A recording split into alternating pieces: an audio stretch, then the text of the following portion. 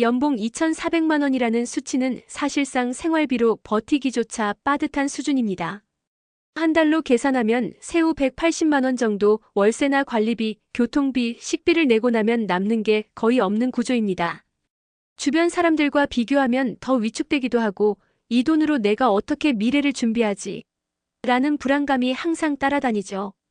매달 빠듯하게 살아가는 것 자체가 심리적 압박이 되기 때문에 단순히 금액의 문제가 아니라 삶 전체가 옥죄어 오는 느낌을 주기도 합니다.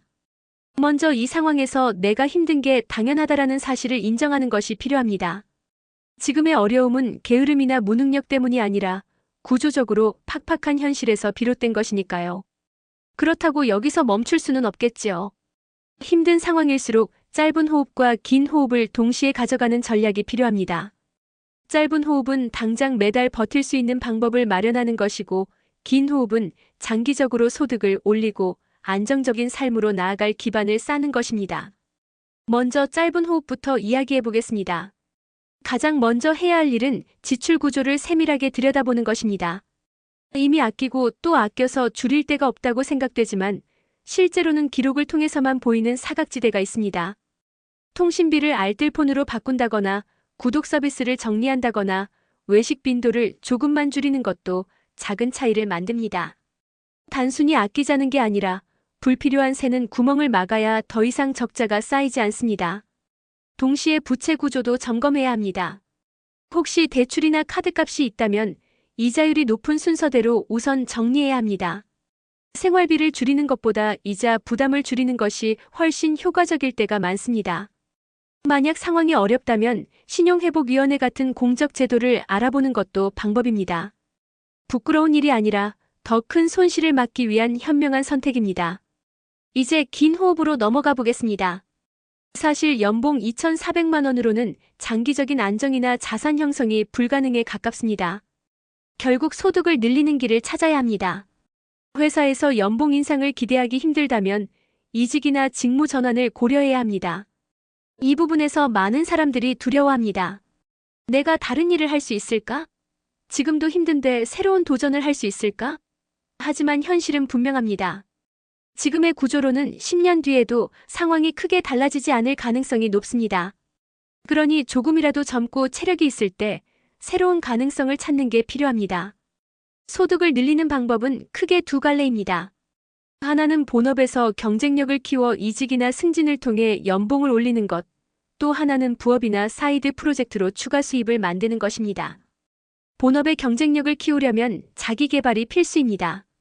자격증, 외국어, IT 스킬, 데이터 분석 등 시장에서 수요가 높은 기술을 배우는 것은 장기적으로 훨씬 큰 차이를 만듭니다. 지금 당장 피곤해도 퇴근 후 1시간이라도 꾸준히 자기 투자에 시간을 쓰는 것이 미래를 바꾸는 가장 현실적인 방법입니다. 부업의 경우에는 각자 상황에 맞게 선택할 수 있습니다. 요즘은 온라인 플랫폼을 통한 소규모 판매, 콘텐츠 제작, 프리랜서 형태의 업무도 많습니다. 다만 중요한 건 단기간에 큰 돈을 벌겠다는 생각은 위험하다는 점입니다. 부업은 당장의 생활비 보탬과 동시에 내가 새로운 경험을 쌓는 과정으로 보는 것이 안전합니다.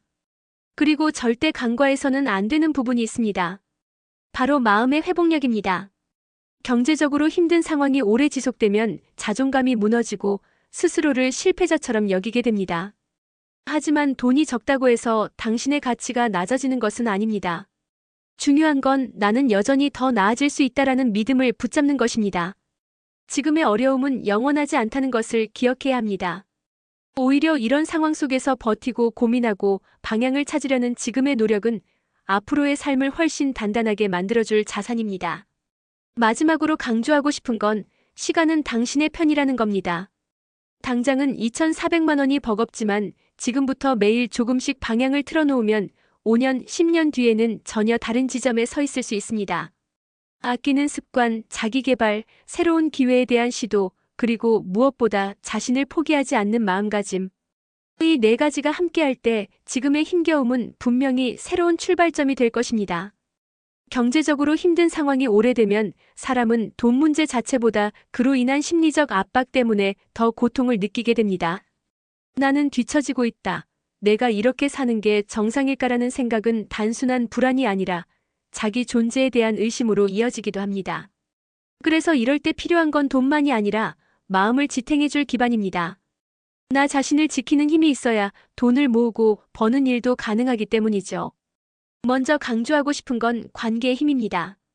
연봉이 낮고 생활이 빠듯할수록 사람을 만나는 게 부담스럽게 느껴질 수 있습니다. 밥 한 끼, 술 한 잔조차 주머니 사정을 생각하게 되고 자존심이 상하기도 합니다. 그래서 점점 관계를 줄이고 혼자 지내려 하지만 그럴수록 더 고립되고 우울해집니다. 그러나 사실 이럴 때일수록 관계가 필요합니다. 꼭 돈을 쓰지 않아도 좋은 만남은 만들 수 있습니다. 공원 산책, 무료 전시회, 집에서 함께 차를 마시는 작은 만남도 관계를 이어가는데 충분합니다. 중요한 건 내가 혼자가 아니다라는 감각을 잃지 않는 것입니다. 경제적 어려움이 당장의 현실이라면 관계는 마음을 지탱해줄 든든한 자산이 될 수 있습니다. 두 번째는 돈에 대한 태도를 재정립하는 것입니다. 연봉이 낮을 때는 돈이 내 인생의 발목을 잡고 있다라는 무력감에 빠지기 쉽습니다. 하지만 돈을 대하는 태도를 바꾸면 지금 당장은 부족해도 삶이 덜 무겁게 느껴집니다. 예를 들어 나는 돈을 벌기 위해서만 일하는 게 아니라 경험과 경력을 쌓기 위해 일한다라는 관점을 가지면 현재의 급여가 전부가 아니라 미래로 이어지는 징검다리라는 의미가 생깁니다. 또 소비를 할 때도 이건 나를 소모하는 소비인가 아니면 나를 성장시키는 소비인가를 기준으로 삼으면 적은 돈이라도 더 가치 있게 쓰게 됩니다. 돈을 바라보는 태도가 바뀌면 같은 상황에서도 느끼는 무게가 달라집니다. 세 번째는 작은 성공 경험을 쌓는 것입니다. 경제적으로 힘든 사람들에게는 내가 해낼 수 있다라는 감각이 가장 크게 부족합니다. 늘 부족한 통장 잔액을 보면서 나는 안 된다라는 좌절감을 쌓아왔기 때문이죠. 그렇기 때문에 아주 작은 목표라도 달성해보는 것이 중요합니다. 예를 들어 한 달에 10만 원을 저축하는 목표를 세우고 달성한다든지 퇴근 후 자격증 공부를 꾸준히 이어가는 식입니다. 돈이 많아지지 않더라도 나는 뭔가를 이뤄냈다라는 경험은 자기 확신을 조금씩 회복시켜줍니다. 결국 이 자기 확신이 더 큰 도전을 할 수 있는 원동력이 됩니다. 네 번째는 삶의 균형을 놓치지 않는 것입니다. 돈이 부족한 상황에서는 모든 것이 돈으로 환산되어 보입니다. 이건 얼마가 드니까 못한다. 돈이 없으니 아무것도 못한다라는 사고에 갇히면 삶 자체가 공허해집니다. 하지만 돈이 없어도 할 수 있는 가치 있는 경험은 많습니다. 책을 읽거나 글을 쓰는 것, 가까운 곳을 산책하는 것, 스스로 요리를 해먹는 것, 무료 온라인 강의를 듣는 것 등은 비용이 거의 들지 않으면서 삶을 풍요롭게 만듭니다. 경제적 제약 속에서도 내 삶에 의미를 불어넣을 방법을 찾는 것이 중요합니다. 그래야 돈이 삶을 지배하는 게 아니라 내가 돈을 다루는 위치를 지킬 수 있습니다. 다섯 번째는 장기적인 커리어 설계입니다.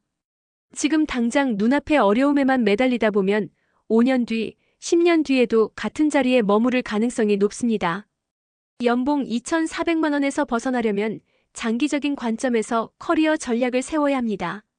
내가 지금 하고 있는 일이 내 미래에도 가치를 가질 수 있는 일인지 아니면 다른 길을 모색해야 할지 스스로에게 질문해 보아야 합니다. 만약 지금의 일이 성장 가능성이 없다면 지금이야말로 방향을 전환할 때일 수 있습니다. 물론 새로운 길을 가는 건 두렵습니다. 하지만 현실을 직시하면 오히려 지금이 가장 안전한 시도일 수 있습니다. 젊을 때의 실패는 다시 일어설 기회가 있지만 시간이 지나면 점점 선택지가 줄어들기 때문입니다. 여섯 번째는 재정관리 시스템화입니다. 돈이 적을수록 더 체계적인 관리가 필요합니다. 가계부를 쓰고 자동 이체로 저축을 걸어두고 불필요한 지출을 차단하는 시스템을 만들면 신경 쓰지 않아도 조금씩은 쌓이게 됩니다. 이런 시스템은 작은 돈을 관리할 때 가장 효과적입니다. 그리고 나중에 더 큰 돈을 다룰 때도 흔들리지 않는 습관이 됩니다. 결국 부자가 되는 사람들의 공통점은 돈이 많아졌기 때문에 관리가 잘 된 게 아니라 돈이 적을 때부터 관리하는 습관을 들였다는 점입니다.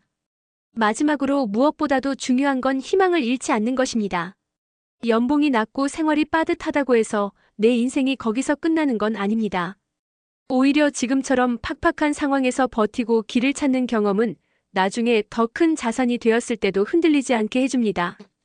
경제적 어려움은 분명 힘들지만 그것을 통해 배운 절제, 끈기, 자기관리 능력은 돈으로 살 수 없는 자산입니다.